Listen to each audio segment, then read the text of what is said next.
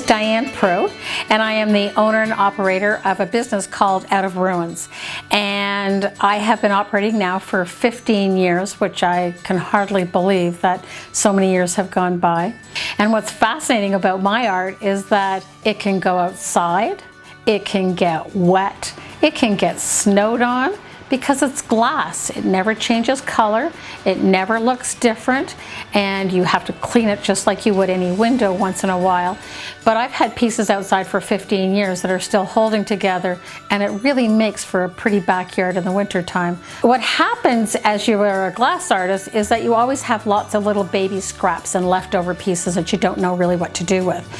So I thought, well, here's a really good idea. Why don't I take all my leftover red and yellow and orange, and I'll put it into a red clay pot, because I heard that was a good way for the glass to mix.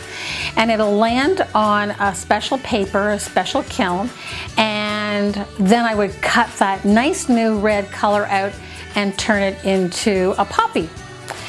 Only that's not what happened. Because unbeknownst to me, glass really wants to shrink or expand until it reaches 6 millimeters. And when it reaches 6 millimeters, it's not easy to cut. About the only thing you could do is take a hammer and smash it. And so I made a mistake, but it was really cool because it's the piece that I keep on my mantle.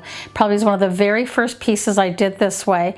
And what was interesting is that I tried 27 more times to recreate the same one. And all my friends would say, I should quit, I should stop, it was lucky, I should just let go. But I think a true artist never lets go. I think a true artist actually really believes that they could accomplish something, and setbacks don't set them back. A setback is just a learning curve that moves me in a new direction. I think people come into my booth and look at my art and they see happy art. And I'm a happy person. It's very hard for me to get unhappy about anything. And I think there's lots of troubles in this world, but that doesn't affect me. And just think, every morning I get dressed, I walk down 2 flights of stairs, and I'm at work. No transportation for me, unless I trip over the dog. That'll be a problem, but so far we're okay. And then I could pour myself a coffee, play some great music, and just enjoy the day. So I never think it's a day of work. I think of it a day as fun in the studio.